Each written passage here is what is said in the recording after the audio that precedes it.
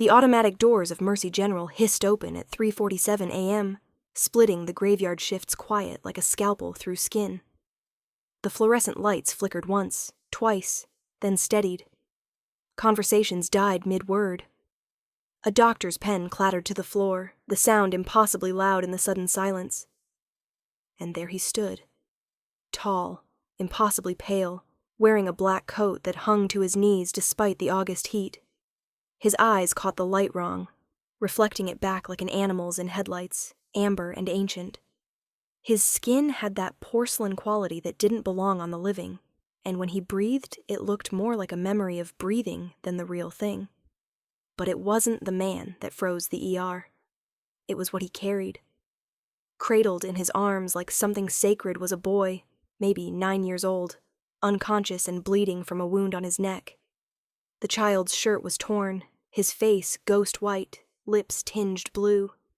His small hand dangled limp, fingers still curled as if reaching for something that wasn't there anymore.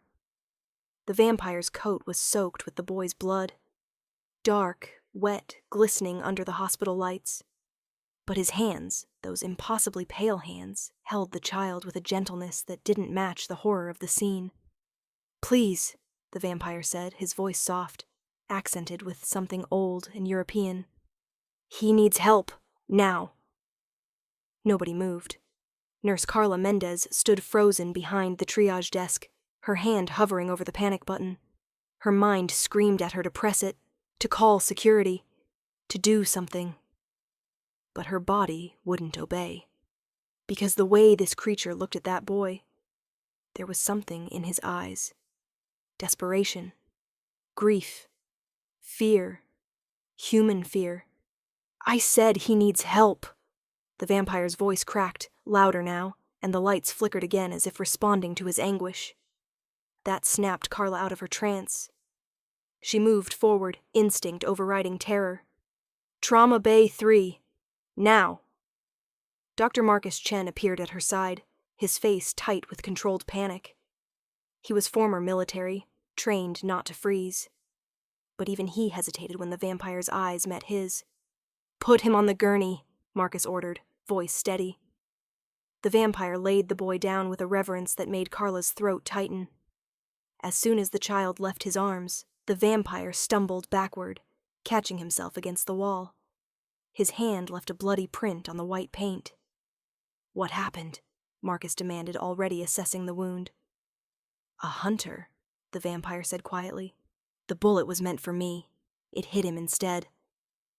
The trauma bay erupted into controlled chaos. Nurses swarmed, machines beeped to life, and Marcus's hands moved with practiced precision. "He's losing too much blood. Type and cross-match stat. Get me 2 units of oneg while we wait." "Pulse is weak," Carla called out, her fingers on the boy's wrist. 50/30 and dropping. The vampire stood just outside the trauma room, pressed against the glass like a ghost.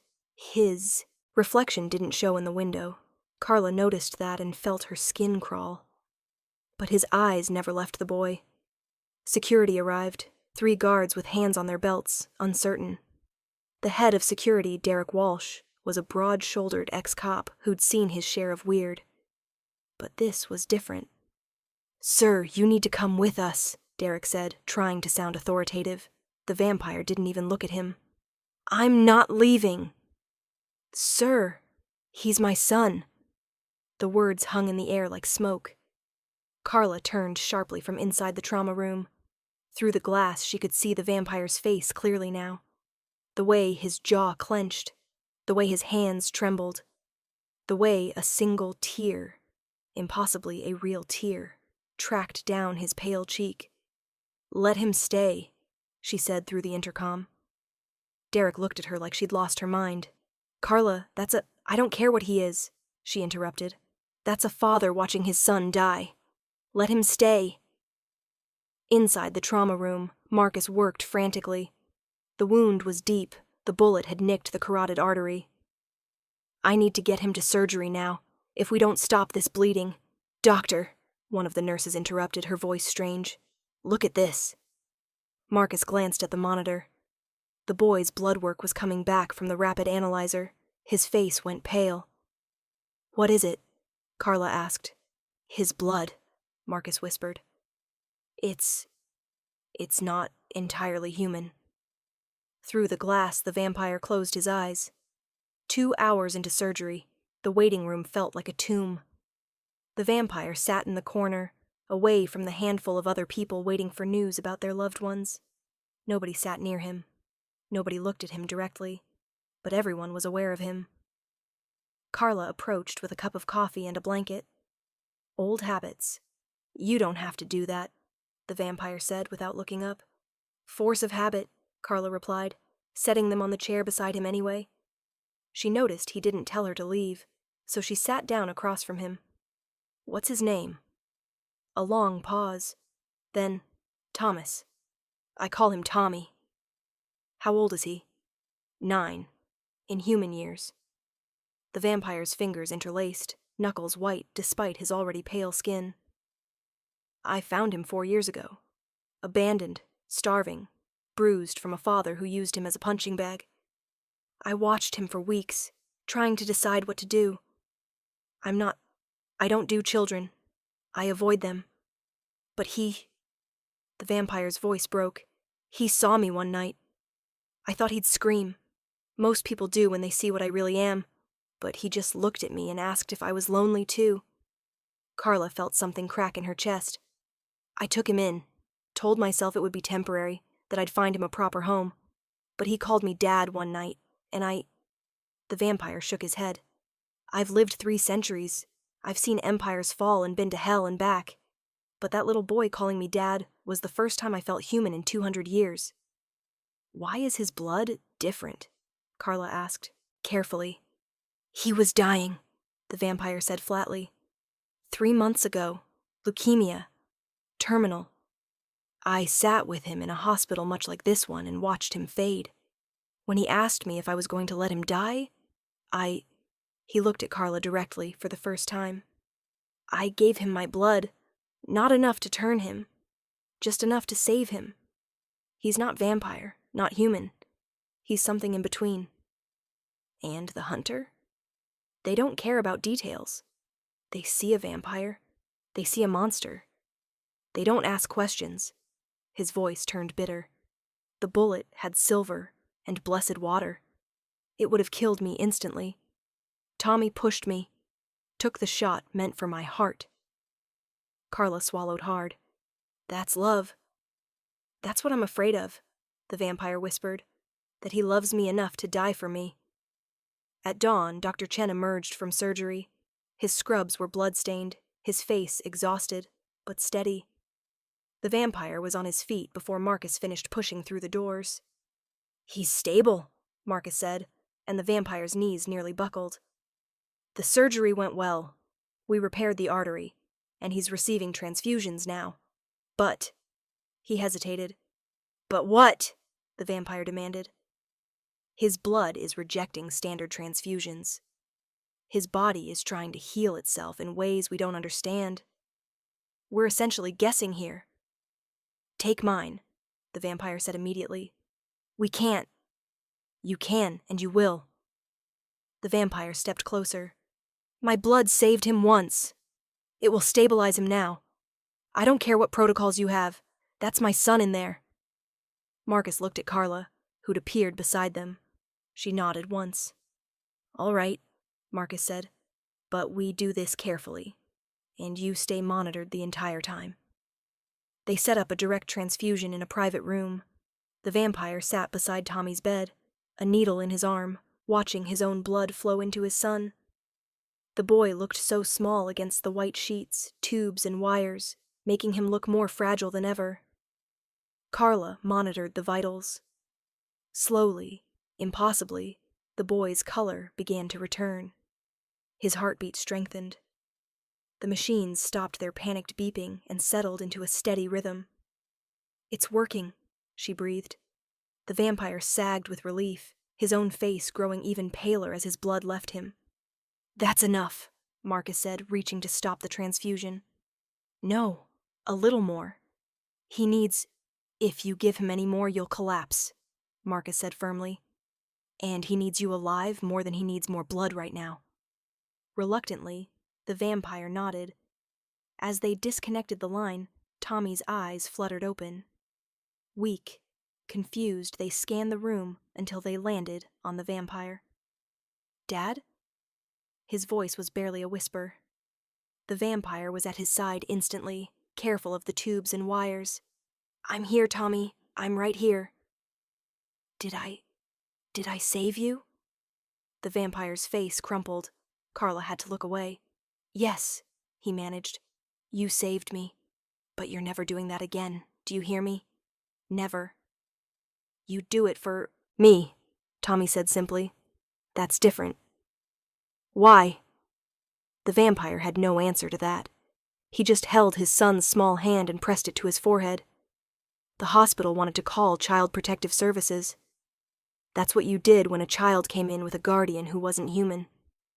But Carla stood in the administrative office, arms crossed, face set. "You call CPS, and then what?" she demanded.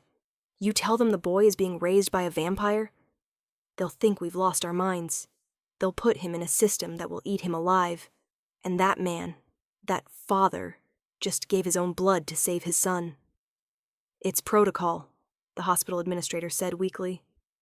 "Protocol doesn't account for this," Marcus added, standing beside Carla.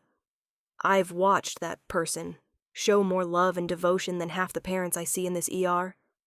His son was dying of cancer. He saved him. Then he brought him here when he was hurt. He didn't run. He didn't hide. He sought help." The administrator sighed, rubbing her temples. "What are you suggesting?" "We treat them like any other family," Carla said. "We do our jobs and let them go home." There was a long pause. Then, reluctantly, the administrator nodded. 3 days later, Tommy was cleared to go home. He was weak, but healing faster than anyone expected.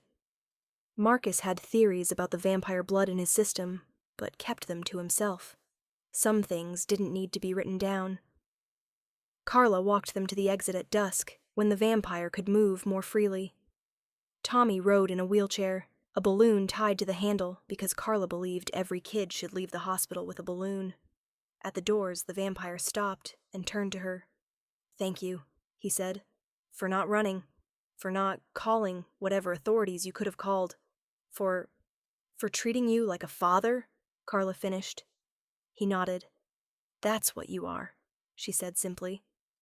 "However you got there, whatever you are, that's your son. And you're his dad. The rest is just details." Tommy looked up at the vampire. "She's right, you know." The vampire smiled, a real smile that made him look younger somehow. Less like a creature of the night, and more like just a tired father, grateful his son was alive. As they walked into the evening, Carla watched them go.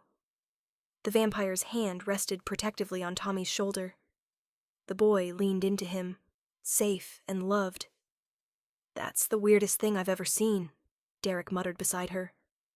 "That's the most human thing I've seen in years," Carla corrected. 6 months later, Carla was working another night shift when the doors hissed open. She looked up, expecting another emergency. Instead, Tommy walked in holding a covered dish, the vampire behind him. The boy looked healthy, color in his cheeks, a bright smile on his face. "We brought you something," Tommy announced, setting the dish on the counter. "Dad said you liked homemade cookies, so we learned to bake." Carla's eyes widened. You didn't have to." "You saved my life," Tommy interrupted. "Well, Dad saved my life, but you helped him save my life. That's worth cookies." The vampire nodded to her, that same gentle expression on his ancient face. "Thank you," he said again, "for seeing us." Carla felt tears prick her eyes. She lifted the foil on the dish. Chocolate chip cookies, slightly burnt around the edges, but made with love. "These are perfect," she said, voice thick. As they left, Tommy turned back one more time. "Hey, Miss Carla?" "Yeah, sweetie?" Do you think other people could be like you? See us like you did?" Carla thought about that, about fear and prejudice, and the 100 reasons people chose not to see what was right in front of them. But she also thought about love, and family, and a vampire who gave his blood to save his son. I think the right people will, she said. The ones who matter? They'll see you just fine. Tommy smiled and took his father's hand as they walked into the night. Sometimes monsters aren't what we think they are. Sometimes they're just fathers trying to save their sons. Sometimes they're heroes who carry children through doors and beg for help even when they know the world will fear them. And sometimes, if you're lucky, you see past the surface and find the humanity underneath, even when that humanity comes wrapped in immortal skin and ancient eyes. Sometimes the scariest thing isn't what walks through the door. It's almost missing what they're carrying.